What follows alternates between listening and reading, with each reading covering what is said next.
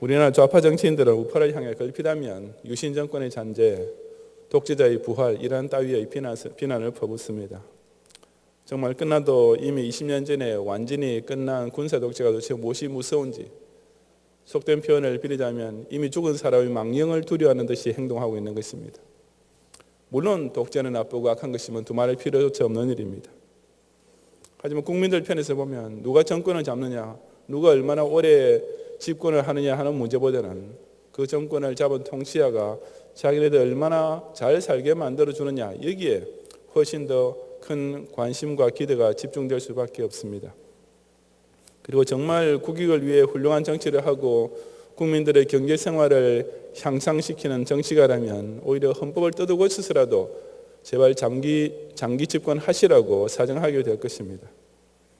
실제로 미국은 헌법상 대통령을 2선까지밖에 못하게 되어 있음에도 불구하고 루즈벨트 대통령이 경제 공황을 잘 극복하고 미국 경제를 회복시키니까 온 국민들이 기꺼이 그를 미국 역사상 전무후무한 3선 대통령으로 뽑아주지 않았습니까?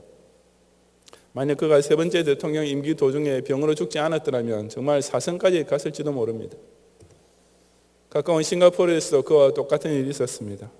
유광열 수상은 그야말로 장기 집권에다 독재까지 했지만 그 작은 나라를 아시아의 호랑이라고 불릴 만큼 강하게 만들고 온 국민으로 하여금 그렇게 부여를 누리게 하니까 아무도 불평 불만을 가지 않았던 것입니다. 이처럼 통치자는 무엇보다 백성을 잘 살도록 해주기만 하면 백성으로부터 절로 사랑과 존경을 한 몸에 받게 되어 있는데 오늘 본문에도 보면 바로 그런 이상적인 한 왕이 나타납니다.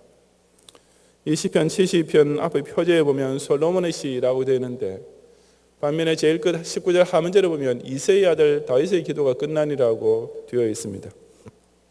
하지만 이 마지막 구절은 총 5권으로 나누어져 있는 전 시편에서 제2권이 종결되었다는 의미로 하는 말이고 이 시편 72편은 표지에 나와 있는 대로 이스라엘의 양대 성군 중에 한 명이었던 솔로몬이 지은 것입니다.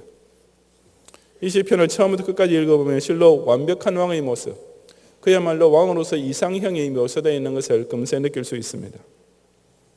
그처럼 완전 무결한 왕이 되기 위한 조건은 이 시편에서 크게 둘로 말하고 있는데 첫째는 무엇보다 자기 백성을 잘 돌보는 왕이 되어야 한다는 사실입니다. 둘째는 그렇게 함으로써 자국민들로뿐 아니라 전 세계의 모든 왕들로부터 존경과 높임을 받는 왕이 되어야 한다는 사실입니다. 솔로몬은 바로 이 두 가지를 이 시편을 통해 각 문단마다 반복해서 강조하고 있습니다. 즉 1절부터 7절까지는 백성에 대한 선정, 그리고 이어지는 8절부터 11절까지는 그런 왕에 대한 권위와 영광을 노래합니다.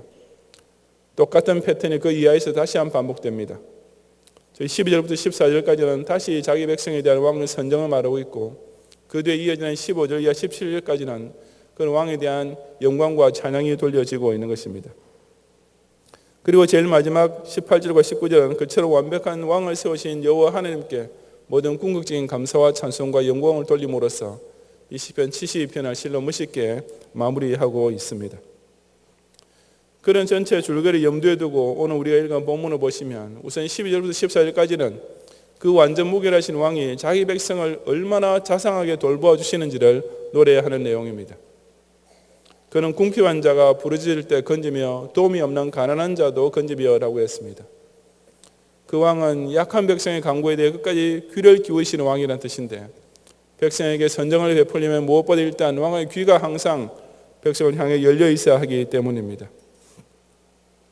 또 13절에서는 그는 가난한 자와 궁핍한 자를 불쌍히 여기며 궁핍한 자의 생명을 구원한다라고 했는데 그래서 그 왕이 자기 백성에게 뜨거운 사랑을 늘 발휘하는 왕이라는 의미입니다. 조금이라도 책임감이 있는 왕이라면 백성의 소리에 귀를 기울이는 것에 대해서는 신경을 쓸 것입니다. 하지만 왕이 자기 백성을 진심으로 사랑함으로써 선정을 베푸는 것은 그냥 열심히 들어주기만 하는 것보다 한 단계 더 높은 수준일 것입니다. 그런데 이 왕은 거기서도 그치지 않습니다. 14절에 보면 그들의 생명을 압박과 강포에서 구원하리니 그들의 피가 그의 눈앞에서 존귀의 여김을 받으리로다 라고 한 것입니다. 여기서 그들이라 물론 백성을 두고 하는 말인데 그의 눈앞에서는 누구의 눈앞을 가리키는 말이겠습니까? 이것은 바로 왕 자신을 가리킵니다. 이 왕은 자기 백성이 압박과 강포를 당할 때 전심전력을 다 동원해 구원해내고야 마는데 그렇게 하는 이유는 그 백성들의 피가 그 왕에게 있어서 최고로 존귀한 것이기 때문이라고 한 것입니다. 이것은 아까 2단계의 왕의 자질보다 또 한 걸음 더 나아간 것이 아니겠습니까? 왕이 백성을 불쌍히 여기고 진심으로 사랑하는 것도 귀중한 일이지만 이 왕은 그 백성의 피를 자기 자신의 가장 귀중한 소유물처럼 여기는, 즉 자기 백성의 생명을 바로 자기 자신의 생명과 동일시할 정도로 존귀하게 여기시는 왕인 것입니다. 왕이 백성의 생명을 자기 생명처럼 여겼다 하면 정말 말 다 한 것 아니겠습니까?